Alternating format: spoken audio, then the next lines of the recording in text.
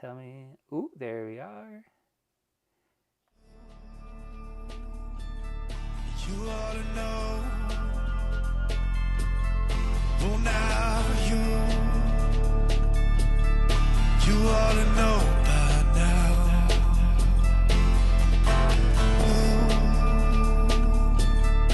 You ought to know. Well, now you ought to know by now.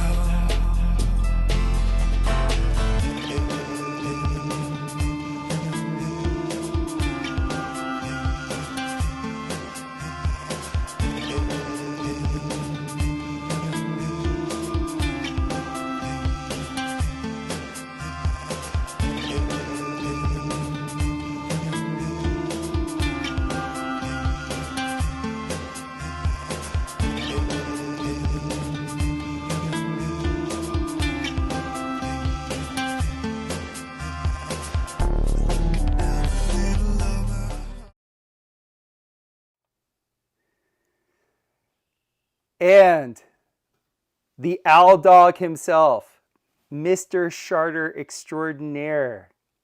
So good to see you, my friend. How you doing? Good, man. How are you doing tonight? I'm doing awesome, man. You buzzed me telling me that your audio book, The Charter, which I've heard from a guy I really trust, my friend Chance Garton. I guess he's a friend of yours, the author of the Interverse podcast, amongst a lot of other creations. He flat out told me when he was reading your book, like 3 or 4 times, he just burst out laughing. And that's a high praise for him because he's kind of snooty. Let's be real about Chance. He kind of has his nose in the air a little bit with like how erudite he is. You know, he kind of does this a lot with his fingernails on his shoulder. But he said your book is funny. So I could only imagine your audiobook is hilarious. So the audiobook is this 322 page, okay, comedy crime classic called The Charter, a comedic journey out of hip hop hypnosis. I was thinking about it today. If you're familiar at all with sort of the most prominent rap albums, something like the Marshall Mathers LP, Dr. Dre's Chronic 2001, they're here. The Charter is an infinitely better work of art. And so much so that the entire hip hop lexicon doesn't compare. It dismantles all of them comedically through these relatable characters, these rappers who are trying to kill each other, these music executives who are conspiring against one another another to profit from the demise of these rappers, these fans, these guys, these girls, these cops trying to figure out the whole thing. So it produces involuntary yell laughing, bell laughing, like belly just like scream laughing. And that happened to Chance. So, but yeah, Chance, I like Chance a lot. He has integrity. Yes. So we like Chance. Yeah, I was listening to you and Longo the other night, and you guys were discussing your hip hop hypnosis. And I had the funniest story about this. I think it was 1996, and Tupac gets shot, right? And one of my roommates, Marvin, he was a black kid from Detroit, and Marvin was a huge Tupac fan. So of course, what do all of us do on the team? Because Marvin needs consoling. We all roll up our one, like, back then, like the gangsters would like roll up one pant leg while the pants were like sagging. And then we all tied the bandana on backwards and we poured out our 40. It was like we were reliving like some bad Snoop Dogg, video on MTV or some shit. It was so stupid. And I felt stupid. Like, I felt stupid doing it. But I was just going along. I was in that I couldn't say I was hypnotized because I was consciously understanding how ridiculously dumb this was. But it was just the culture of the 90s. The whole hip hop thing was so ridiculously over, stimulated, that I'm so glad that you've written a book about it to like make fun of it and kind of shame it out of existence. Yeah, because I think right now what we're seeing is the last breaths of hip hop hypnosis. Yes. We're seeing, is everything cool? You froze. Yeah, yeah. Yeah, Oh, cool. As long as people can hear me, or people cool in the chat. yeah, I can hear you. Zoom doesn't like it Okay, when I cool. talk with my hands. It's very Well, obvious that Zoom or OBS is anti-Italian, because anytime I speak with my hands, it freezes up. So Zoom, stop being so anti-Italian. yeah, it's crazy. But what we're seeing nowadays, because I still study it as an anthropologist, we are seeing effectively the last breaths of hip hop hypnosis, because millions and millions of people are still under the spell. But we see somebody like Kanye.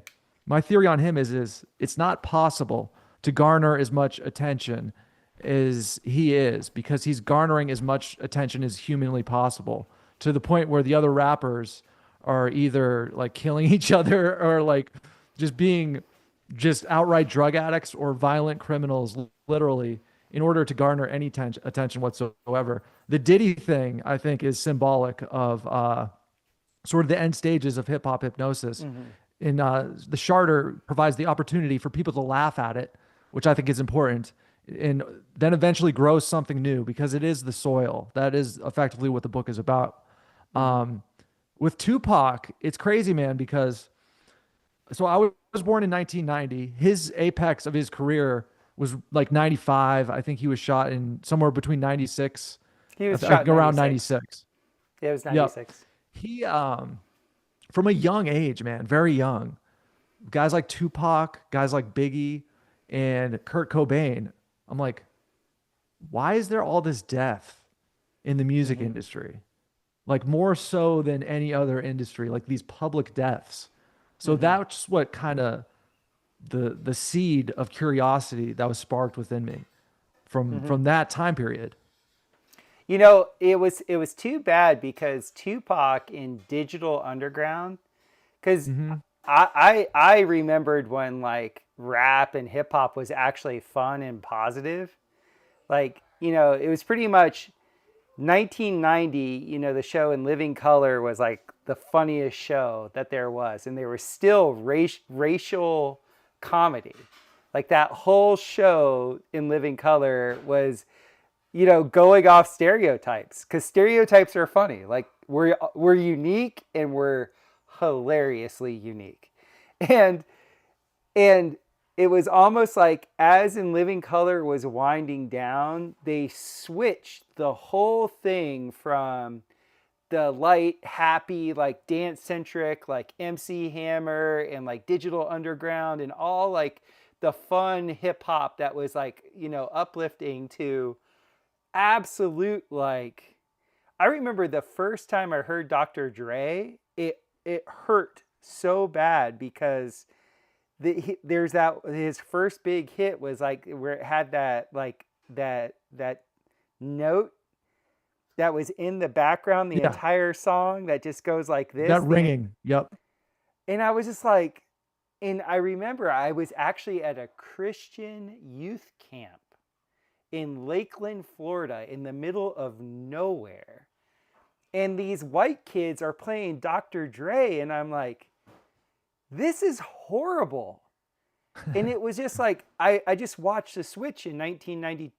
That was 1992, 1993. And then from there, it was just like downhill. Everything was about, hoes and bitches. And, it was terrible. Like the whole thing Yeah. went down. And then when I was in college, everybody was doing the East Coast, West Coast thing.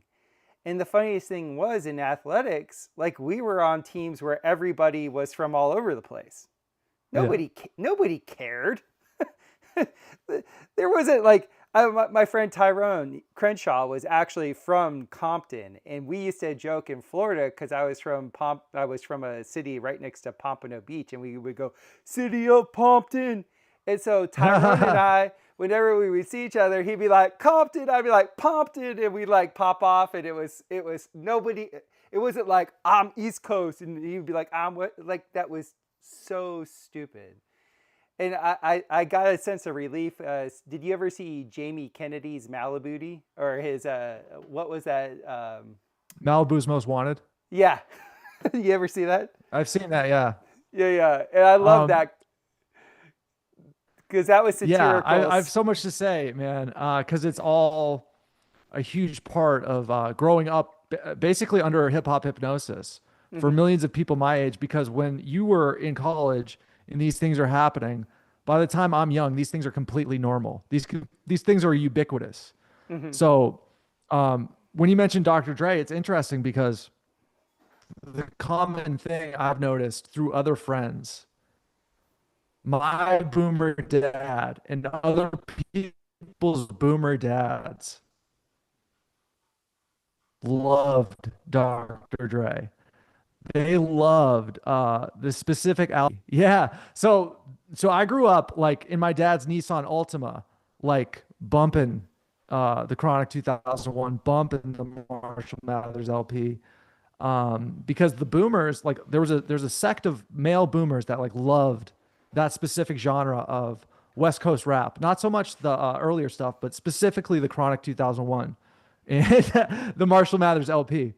You know, when you mentioned Tupac, it's interesting because one book that I always recommend as it pertains to the music industry, it's called Drugs as Weapons Against Us by John L. Potash. Mhm. So, from a social engineering standpoint, the one thing that Tupac accomplished was regular marijuana abuse. That's He was the true. first guy to like roll blunts publicly and talk about it as if it's cool, it's thug. He was an actor and he basically normalizes. He was You know what acting I'm saying? thuggish. Yeah. Well, the thing is, like, a lot of people in the truther sphere, they say, oh, Tupac was a poof. Tupac was soft. He was an actor. There is that clip of him. But at the same time, Tupac was his family, the Shakur family, they were like hardcore Black Panthers. And it's interesting when you think about the activists, like the Black Panthers in the 1960s on the steps wearing suits, dead serious. But dude, That got did destroyed. you ever see him in Digital Underground with the Yeah, Humpty just like him dance around. no, but him rapping in the Humpty dance, like that was not an Yeah, I've angry seen that. dude. Yeah. That wasn't an Yeah. angry dude. Like if you're doing the It Humpty wasn't. It was a dance, happy guy. a Humpty dance is a Yeah. dance to the hump. Oh, do me, baby. No, awesome. Awesome and fun. And I went to more bar and bat mitzvahs as I was getting the Jewish osmosis of South Florida, of South Jersey, as I say it, South Jersey. With all my Jews, I had also all my blacks all around me. I was in the melting pot. And man, Tupac was funny as like no, that was not an angry dude. That was an act. That whole thing was Yeah. sales. It Yeah. He was was an incredible actor. Him and Juice is really good. yes. But yeah. Yeah. But it's an image that's portrayed to the masses. And then when he dies, he becomes this like untouchable holy figure. Like he was alive and he was prominent, right? But when he died, he became like this what would you call it? There's a word for it I'm looking for. Uh like martyr in a sense. You know Yeah, what I mean? martyr or an idol. Yes, an idol. So in death, he became way bigger. He became this All sort artists of like do. worshipped figure. No, Yes, that's so huge. They do. all artists do. And here's the thing too Hmm. is I don't know if you've explored this front because I haven't heard all of your media. But one of the things that was happening at the same time, and this is I'll refer back to my friend Tyrone Crenshaw from Compton. There was a movie that came out called Boys in the Hood. And I've if seen that. you've Yeah. watched Boys in the Hood, that was Ice Cube's first big movie, and like you had Lawrence Fishburne before he was Morpheus. You had like all these like Cuba Gooding Jr. You had all these like really like young, youthful, up and coming black actors, and it was a good movie. It was really well done, but the way they portrayed it was that there was like if you were just walking down the street in Compton, you're going to get gunned down. And then in 94 they had the whole OJ thing went down. Like the whole Hmm. the riots in LA and blah blah. So I get to Michigan State. Our number one recruit that year was Tyrone Crenshaw. He was the number one running back in California. He comes to Michigan State. I'm the guy from Florida, so like we're hitting it off. We're in the same recruiting class. And I come up to him like, oh man, like, bro, you got it tough. And he's like, man, my place isn't like the movies. Like, he was like offended Mm-hmm. because I just knew it from the movies. I just Yeah. knew it from the news. Now knowing what we know about how things are framed, how the news is set. I bet you if we went over with a fine-tuned comb, the Rodney King stuff and the LA riots and all that type of stuff that happened in 94. And then you dissect all the social engineering that was happening in movies like Boys in the Hood and all these other movies that were coming out at the time. They were fomenting the gangster thing. That wasn't the endemic thing that was going on. At least not with the black guys that I knew from those neighborhoods. Like, Mm-hmm. they're like, yeah, of course. But I had that in my neighborhoods in South Florida with the black kids in those areas. Like, it wasn't like anything different, but the way it was being portrayed was like, it was this like scourge on humanity. And like, how is any black man gonna live past the age of 18? If the cops don't get him, the gangsters are gonna get him. Like, it was like, that was what was being foisted, And Yeah. they actually engineered that. Totally. And the thing about rap culture that they also perpetuate, you mentioned your friend, he was from Compton, he ends up at Michigan State on a scholarship. What they did with guys like Biggie Smalls, this fat pig, and Jay-Z is they say, oh, they had no choice. They had to sell crack. You know what I mean? They had no other choice. There was no other option. Oh my God, where they're from, don't you even get it? It's so awful that they had to. They had to sell heroin to their family. I mean, come on, man. They got no other choice. So it Mm-hmm. perpetuates this absolutely ludicrous style of behavior that's immoral as normal and just part of where they're from. It's like, no, you know? No, no, that's just an excuse to be deviant. And it wasn't true because where I was in Florida had a lot of violence. Like, I had gotten shot at least 3 times when I was in high school. And a lot of that had to do specifically, once again, with engineered race riots.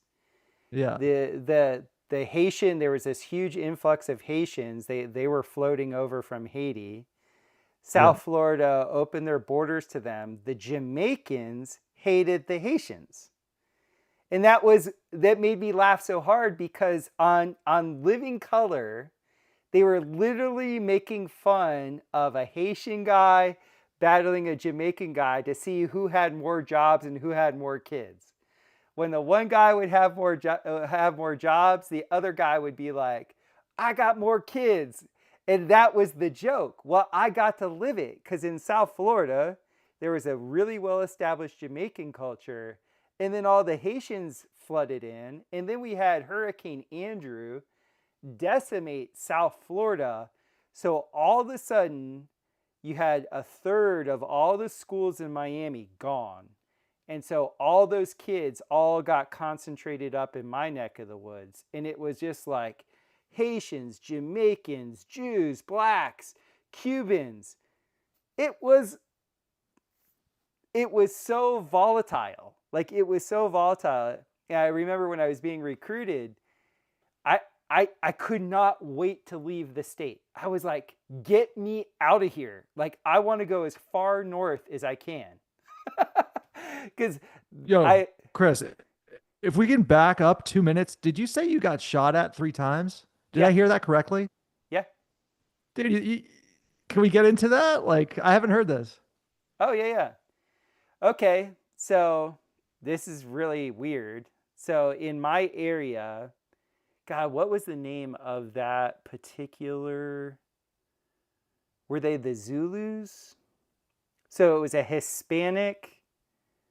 It was a Hispanic. They weren't Yeah. Cuban. They were Hispanic. There was a Hispanic gang, and they were having one of a girl to get initiated in this particular gang. You had to shoot a white guy. You had to shoot a white person. So my friends and I, we were just at a Denny's. We were just at a Denny's, like in white bread. I mean, where I live was called Plantation, which is kind of funny.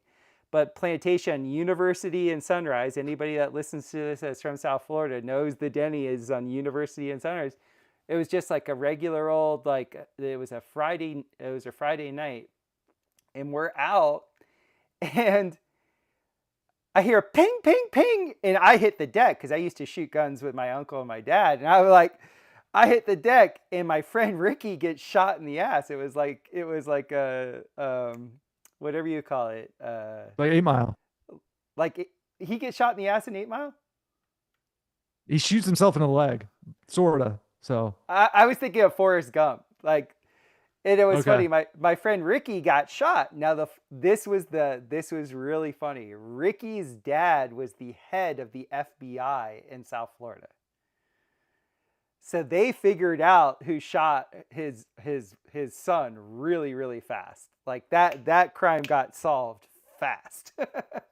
So that was one time I got shot at. Another time I got shot at, my boy and I, my best friend to this day, we were down we were off of, there was this really popular area called the Grove in Miami. And we were out too late. You know, as my dad said, nothing good happens after 12. We were out too late, and we're just sitting on there's this big coral wall that is essentially at the end of the road in the Grove. And when you're an underage guy in South Florida in the 90s, there wasn't much to do just other than to be a voyeur and watch what's walking around. And so it's hot. It's the summertime. And I'm looking to my left, and I see this once again, another Hispanic guy walking like this with really stiff shoulders. Oh, I froze again. So hopefully you can hear me. So he's walking he's walking with stiff shoulders, and he's wearing a trench coat. And I thought, in Miami? Yeah, in the summer, and it's it's like 1 o'clock in the morning, so it's a little bit cooler out, but it's not cool enough to be wearing a trench coat. And then the other dude, there's these group of 3 black guys that are walking towards him, and I'm just seeing how the one Hispanic guy who's walking like this, he's not diverting his path from the 3 black guys. And then right in front of my best friend and I, the kid in the trench coat busts his trench coat open with these 2 guns. He's like, "Trench coat mafia, motherfuckers!" And my best friend just grabs me and tosses me back. He didn't even think. He just like reverse clotheslined me. And we both fall behind the coral wall. We hear shots go off. So I technically wasn't shot at. I was near shooting. And we didn't look. We didn't do anything. We were on the other side of the wall, and we just hightailed it out of there. We got out of there. But I watched the genesis of essentially like a hit right there. And then another time, I guess I got shot at 4 times now that I think about it. Another time, nuts, dude. Yep. Another time I was on the highway with another good friend of mine, and we were just boys being boys and like listening to music, and it was this like really cool Golf GTI. My friend Rusty had it lowered, and he had the music bumping, and we're going, and like I kind of egged on another group of guys in another car. The guy pulled a gun and like pointed at us, and my friend Rusty sees it, and he like immediately hit the brake and like dropped. He was a really good driver. And like I was like, what? Like this is 1993. Yeah. And then another time, a guy got really mad that I beat his ass in front of his girl, and so when the bus dropped him off, he got in his dad's car, and he got his dad's shotgun, and he followed our bus. and I lived in an area where the houses had like acreage. It was actually called Plantation Acres, and so I knew if I got off at my stop, he knew my stop, and I was a goner. So I was watching him in the truck, and I ducked down in the bus. And so as soon as I saw that he wasn't paying attention, I bowed out of the bus. I told the bus driver what was going on, and she opened the door for me. She slowed down just enough, and I booked it to my friend's house. I like just ran straight out of the bus and like went through the woods to my friend's house. So nothing happened with that one. But Jesus Christ, dude. I was gonna get a So bus this all stop. happened in Florida, right? Yeah. So needless to say, when I was being recruited, I was like, literally, it was like Penn State, Notre Dame, Michigan State, Syracuse, Boston College. Like I wanted to go north. Like I was like, I'm I'm not gonna survive. Yeah. Yeah. What was your did you visit? I know you have some like relatives in New England, but and you've expressed some interesting opinions about New Englanders, but did you end up visiting Boston College and other places up north or just Michigan State or I visited Syracuse. They were the first school to offer me. They offered me really early, Yep. and they really thought they had me because they offered me so early, and it was a dome team. And you know, kickers love domes, like they love to kick in Yeah. domes. And Yeah. but when I went up there, it was -23 with a -45 wind chill.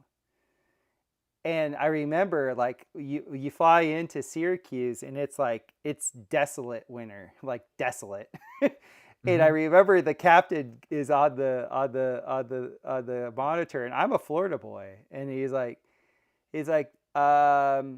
you don't want to be outside for more than a few minutes because you might die. And it was it was so bleak and cold, I was like, I can handle cold, but that was like too much for me. And I never went to Boston College because I went to Syracuse. Oh, I actually went up to West Virginia.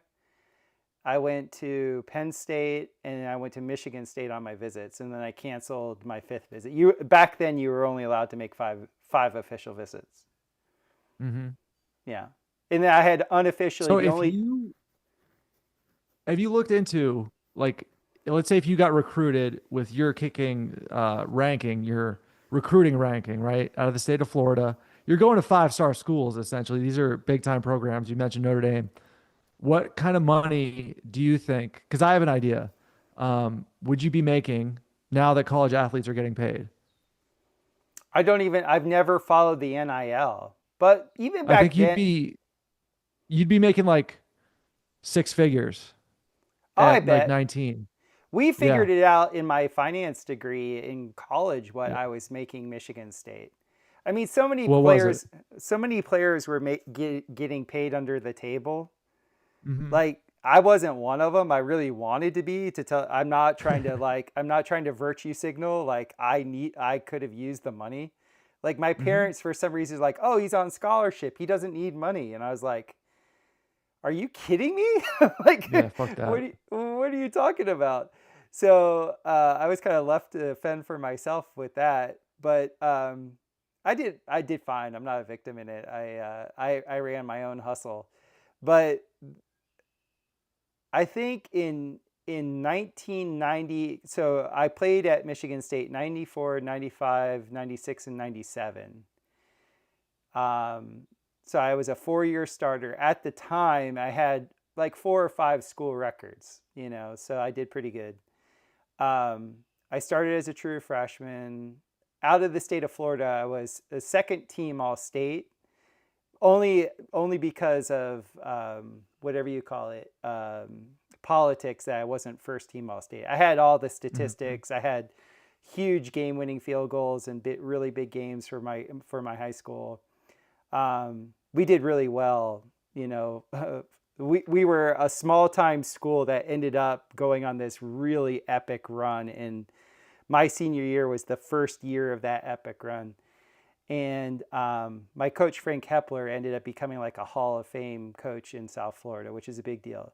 Florida, for those of you that don't know, Florida is a massive, massive football culture area. I didn't know it, but going up to Michigan was like kind of a downer because it's not as big of a football culture. It's much more of like a hockey, basketball culture. And Big time. I was used to when I was coming up, like my University of Miami versus Florida State. That was the game. And then I was being recruited by Steve Spurrier, this upstart Steve Spurrier, and then he ends up winning a national championship. He steals one from Bowden. And, so now, like within the state of Florida, you have 3 national championships in 5 years. It's like, Florida football was the thing when I was coming up. But Florida State, the school that my dad ran track for, didn't have a scholarship for me. They had the number 1 kicker in the country. And Bowden was really cool to me. He was like, yeah, we really like you, but we got our guy. And I was like, I understand. And Yeah. so I wanted to go play for Notre Dame.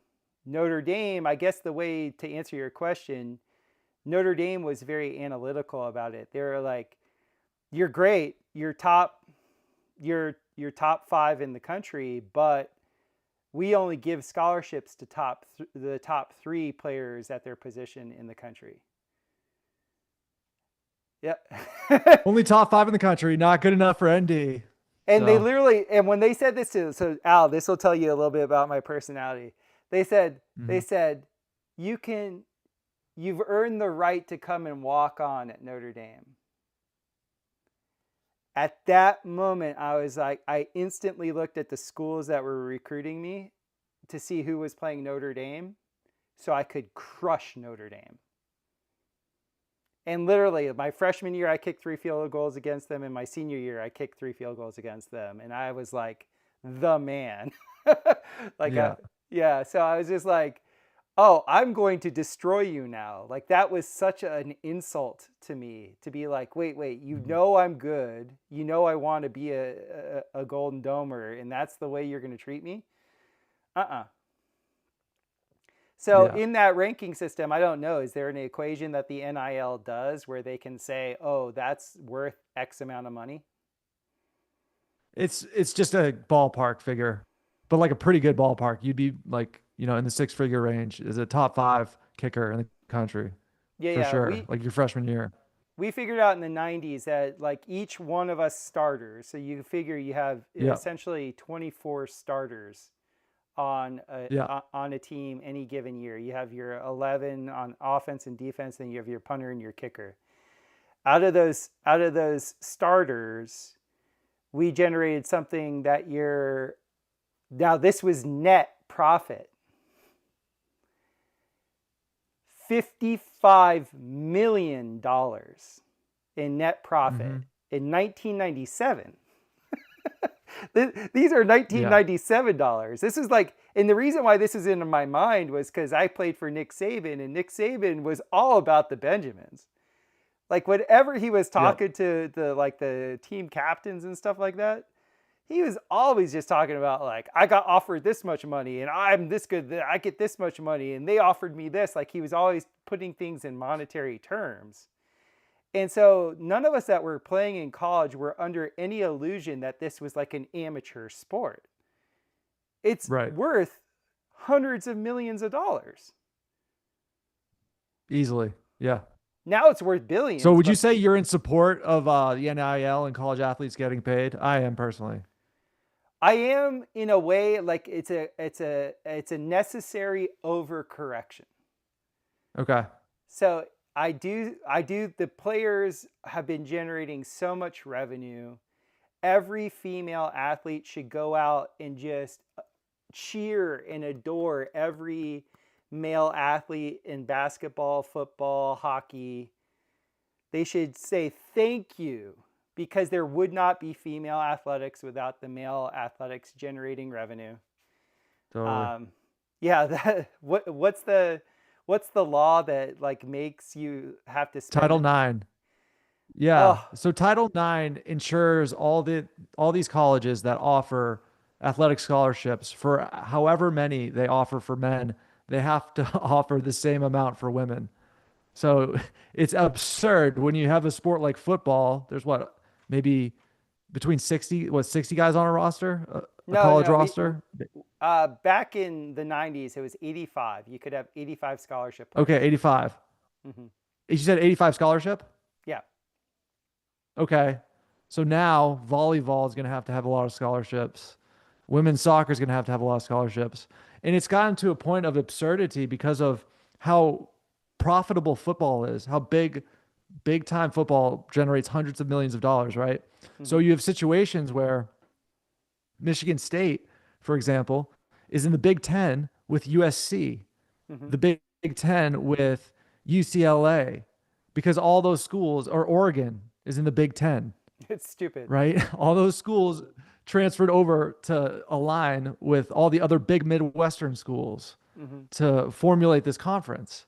Hmm. So, how ridiculous is it if you're playing girls softball? Welcome to the Big Ten, Oregon athlete. You're going to Ohio this weekend. Yeah, You know what I mean? So I really hope this Title IX nonsense. And I think that the professionalism of college football, because, dude, it's Jesus, it might be bigger than the NFL. I'll give you a great example of how and where it's going.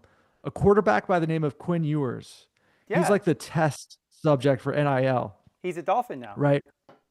So Quinn, he goes to Ohio State his freshman year. This is in like 2019. Gets $1 million from Ohio State. He was the number one quarterback recruit. Okay. Hmm. Leaves, transfers to Texas, plays at Texas for 4 years, 3 or 4 years. He got drafted, right? He got drafted. He just got drafted by the Miami Dolphins. Hmm. Okay. $1 million approximately he's getting from the Dolphins. His NIL evaluation, if he stayed in college and transferred, was 8 million. So Oh, he went pro and he lost 7 million. hmm. And now high school athletes are getting paid through NIL, name, image, and likeness in certain states. Not in Texas, doesn't allow it, for example, but Florida allows it. Georgia allows it. A few other states allow Hmm. it. So we have a situation where college football is not only professional, but it's the players are going to make more money staying in college. What do you think about that? Well, Like, it's kind of cool in a way. hopefully it improves the game because the game has gotten so Yeah. shitty, and it's because Hmm. everybody's hopping the fence for greener pastures. You know, the whole thing that used to occur was you were only allowed to transfer if your coach got fired or or there was like a death in the family. Like it used to be like really, really hard to transfer. What is going on with my camera? So when now it's kind of cool, like if you're having, because a lot of the best players, they never make it to the field because one of the ugly secrets about college football is a lot of the coaches are absolutely deplorable people. You know, Hmm. you're not dealing with the cream of the crop when it comes to um, a lot of these personalities. So you could be a great player, but just be in a bad circumstance. So I really like that for the players. I like the fact that they're being compensated for what they're worth. I like the fact that Hmm. if they're in a bad situation or a perceived bad situation, they can choose greener pastures somewhere where they're appreciated. Um, I think that's a good thing, and in a way that breeds more competition. The only thing that I could see it being a detriment to is that it's actually going to create um, less resilience.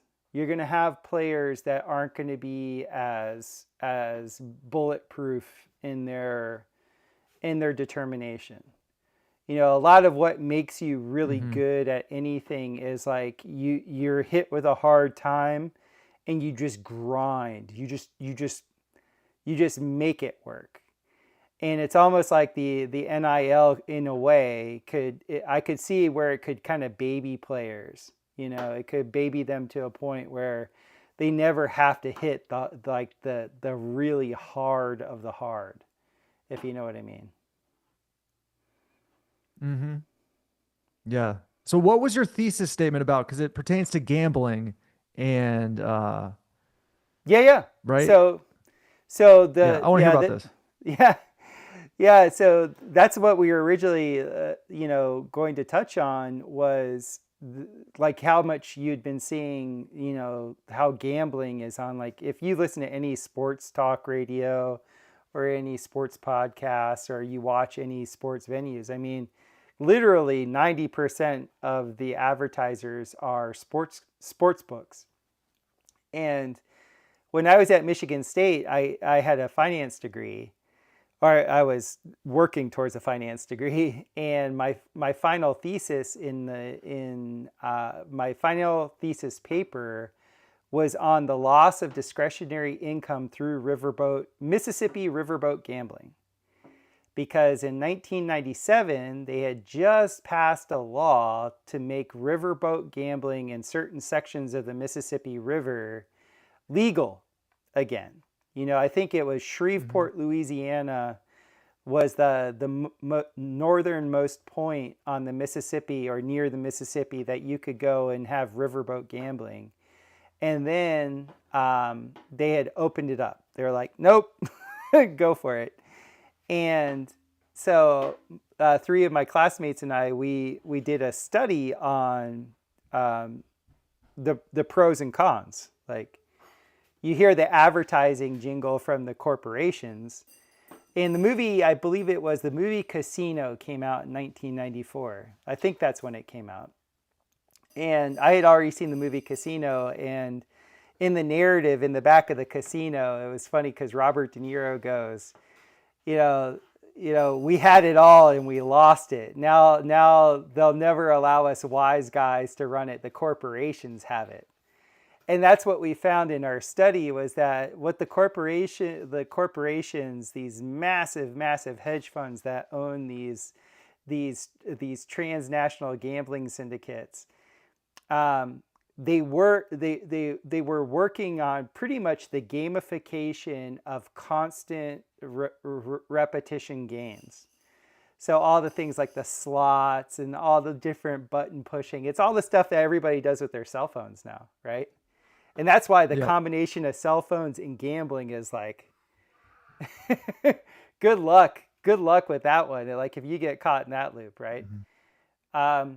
So the whole loop of what was going on with that was essentially the pitch from the transnational corporations was we are going to create jobs. But for small towns, the whole thing that makes a small town actually worth anything is wealth retention. It's like actually keeping whatever you're earning local. So the second the house, everybody's heard the term, the house always wins. And so that means Yeah. 51%, at least 51% of the time, the house is extracting the discretionary income from people. And what we found with the studies, and this was in the 90s, it's probably much worse now, that Hmm. back then, I think the predictive model was like if you were an avid gambler, you were no longer using discretionary income. And my professor told me we weren't allowed to talk about that. Like we couldn't get into that. So just to be clear. So Why we do you think are that is? Why did he prohibit you from talking about that? he might have been protecting us. He might have been like Okay. don't he might have been like that's those are waters you Not shouldn't your tread. turf? Those are waters you shouldn't tread in. I think I who knows? I don't know. He was a That's cool dude. interesting though. He Yeah, was a yeah, cool. that's interesting. So he's like, maybe he sensed some like gangster vibes, like, hey guys, don't open that can of worms. Not today. Something like that. Yeah, because I had been like a sort of like a rebel advocate ever since high school because I watched some really crazy land development things go on in where I grew up in South Florida, and I was like every little kid is. You're an environmentalist. You love your environment. And I was watching my environment get eviscerated, so I felt very protective of it. So I had this like this vibe of like fight the man type thing, and I think he kind of felt Mhm. that, and he might have been wanting to protect me. Actually, he was, because I was in line to become I was in their school of country club management. They were trying to groom me to become a country club manager, and I'm pretty sure once I did one internship in a country club, and my goodness, the amount of gambling that went on in that place was like, Mhm. so there was probably some connection with that. But anyway, just with discretionary income, in the 12 towns that we studied, in those 12 towns, within a year and a half, over 40% of the income, the discretionary income that would be making it down to Main Street, USA, was siphoned off. It was siphoned out into these international companies. So Main Street USA died along the Mississippi. Yeah. So And this guess casino was just a wealth extraction from that small town. So wealth extraction, I find, I made this point in my presentation. Wealth indicates that you had more money than you needed. Hmm. I like the term discretionary income because it's much Hmm. more specific. With discretionary Hmm. income, imagine imagine you go, and back then paying $8 for a coffee was like that was just, nobody would do that, right? So let's just say you go to a coffee shop and you get $8 back. It's a $2 coffee. You give them a 10, you get $8 back. We're finding that you're literally only getting like, $3.50 back. That was like the example that we gave. Like that was happening to the Hmm. whole of the populace. Now that wasn't saying everybody was Yeah. gambling. That was saying that was the Yeah. economic effect. Now you didn't have that Hmm. money to repair your fences. You didn't have that money to, buy the hardware you needed. You didn't have that money to repair your car. So what that did in those areas, lending shot up. Big box stores came in. It was like a plan, man. Yeah. The discretionary income was being siphoned. The big box cheap stuff. We just watched Teen Wolf because we're always trying to find movies that my little girl can watch, and we find like a lot of the old '80s stuff. Yeah. Because she's so young, she can. I only had to fast forward through a few things, right? But Teen Wolf was done in 1985. In in the movie, like you see people on Main Street wherever, and they're out, and there's just all these shops, and people are buying stuff, and they're going to all these different places. That does, like here in Missouri where we live now, there's none of that. Like there's a dollar store. Yeah. And the little shops that are there, they are struggling. I mean, there's no foot traffic. There's like none. Yeah. Do you find that And so is that accurate where you are? no, it's not desolate like that on the area. So it's like interesting comparing what you're saying, but I would say where I'm from, where I'm currently living, which is like Massachusetts, New Hampshire territory, right? There's been a proliferation of casinos. I've Mm-hmm. seen a few new casinos erected. I've seen the legal marijuana come in. I've seen sports gambling become a huge part of our culture. So right now, America is one big Las Vegas. Mm-hmm. I'm in Massachusetts, right, where all of these things were illegal 3 years ago. You know what I mean? Mm-hmm. So we're in a situation where people have to have their sin or their own personal habits in check, or you might get left in tatters, Mm-hmm. whether it be symbolically like this town you're describing in your thesis is kind of symbolic of where people could be headed if they don't check themselves before they wreck themselves. What do you think about that? I He totally, paused. Can you guys still hear him? yeah, you I can can hear still me. hear you. Yeah, yeah. Yep. Uh, it's it's I love that. I love that callback that you just did. You better check yourself before you wreck yourself, fool. Seriously. Yeah. That was awesome. I love it, Yeah. Al. Um, Mhm. God, that was an old callback even for me. Shit. Yeah. So the it was 12 towns that we studied. We got Hmm. we got the deets on 12 little river port towns along the Mississippi River, and it Yeah. was ugly. It was pretty desolate. So, dude, what I'm really saying is America is those small towns right now, Yeah. but like a little bit more severe.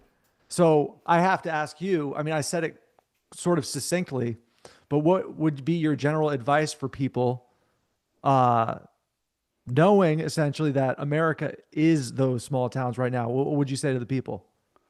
Well, this is what like the title of this whole thing was is like Yeah. Colley's, infatuation with gambling. Yeah. The whole thing is like when I was reading, I forget what it was, whether it was I think it was the Puranas that had the best description of all the different yugas. The Kali Yuga Yeah. is equivalent for us white Westerners as the Iron Age. It was describing how during the Kali Yuga, everything would be gamified. I don't think they had the word gambling. And they said with what what's that?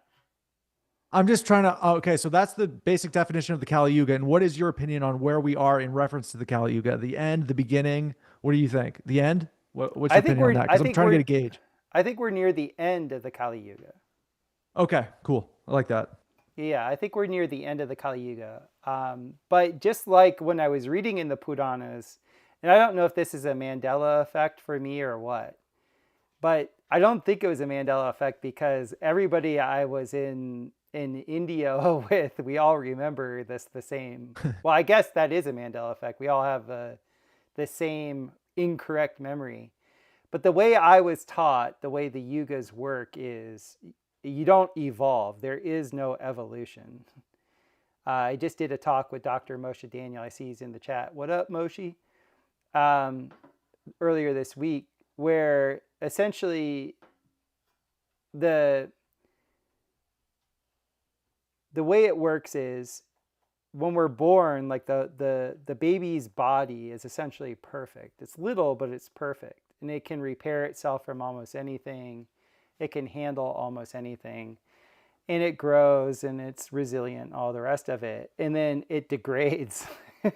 Everything is a degradation. And physical systems are like that. Once they hit their peak growth, then they just degrade. And I'm a realist. Like when I look at the physical world, like you're a builder like I am, right? I think you frame with wood. Whenever you're renovating these old houses, you tell me when you're Mhm. pulling out studs out of these old houses and then you're replacing them with new studs. Tell me about the difference in the density of the wood. If you're not dealing with The wood rot. is very, yeah, it's just very brittle, just like shit, basically. The old stuff, for the most part. I mean, there's some really good old stuff, but it kind of depends. There's some like good, like I did historical restoration for this company, so we would go into some of these like historical preservations, and we would keep the beams. A lot Mm-hmm. of times, that's the only thing we would keep. Everything else, not so much. Right. So a lot of times, Hmm. like when I've done renovations, what you'll find is homes that were built in the 60s and 70s, if you're not dealing with water rot, Hmm. when you're pulling out that wood, you can see the grains on the 2x4s. Number one, the 2x4s are an actual 2 by inch by 4 inch. Now a 2x4 is 1.5 by 3.25 inch. Tell me how that makes sense. The I hate new that wood, shit. It's all the new wood I hate that. is a new soft white pine, whereas Hmm. almost all the old wood is this like harder yellow pine, and it's just like it's a totally different thing when I burn it, because a lot of times when you're doing a renovation you just burn the wood. I usually pyrolyze it and make biochar, but the old wood burns longer, hotter, and it's great. The new wood is just like essentially paper. Mhm. And so, from a Kali Yuga perspective, there's a degradation. Like, this is the end of the cycle. This is where the degradation has occurred. And I know my opinion of that is different than other people. And God is gentle. Like, it's not black or white. Like, if you have a Kali Yuga, then you also have the Satya Yuga, which is the golden age. That's just right there. And like what people call star seeds or call enlightened people or sages or whatever are those few people that are like ushering in or acting as the pioneer phase for the next kalpa, for the next yuga. And so you're Mhm. never going to just have all bad or all good. That's not the way everything works. But where we're at is like, I had no skin in the game when I was reading this, 30 years ago. I had no skin in the game. I'm just reading, oh, there's different ages. Oh, this sounds like Tolkien. Oh, da da da da da. And it's like, you know, everything is this vice to gamification in the Kali Yuga. Yeah. Dude. And the funny thing is I thought, in my naive mind, I thought it was a North American thing. So I traveled abroad. I lived in 3 other countries for 20 years. And it's much worse out there. Yeah. I was like, oh my goodness.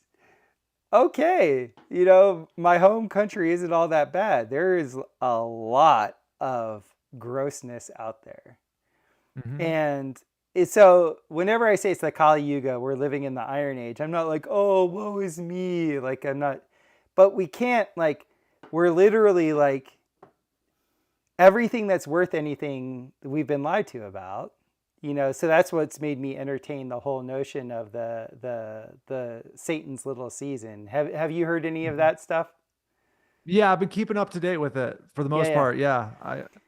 Yeah, Yeah. it's a fun, for me, it's very intriguing because it like ties together so many aspects that I guess you would say like uptight, waspy Protestant Christianity will never talk about and never touch. What specifically? Well, the thing that turned me off from Christianity a lot when I was younger was the fact that, one, most of the people that were propounding it to me were hypocritical. Oh, I'm frozen. Mhm. And so I don't like hypocrites. Number two was they were in the Bible, there's all this supernatural stuff. And so for me, I was like, wait a minute. Why aren't we talking about the supernatural stuff? And then I had supernatural stuff happening in my life. So I didn't understand why the Christians in my life were not talking about all this good supernatural goodness. And then when I had my own interactions on the demonic realm or with the demonic realm, that really opened me up to, whoa, I need protection. And then I found the only thing that consistently could protect me was Jesus Christ. Like, that Love it, man. Yeah. was far and away the most devastating thing to this realm of, that was like Michael Heiser said, it's just, the veil is thin, man. It's right there. Yeah. And because of all the times I had been near death and all these things, I shouldn't say I'm kind of aware of extracurricular things that are occurring in my consciousness.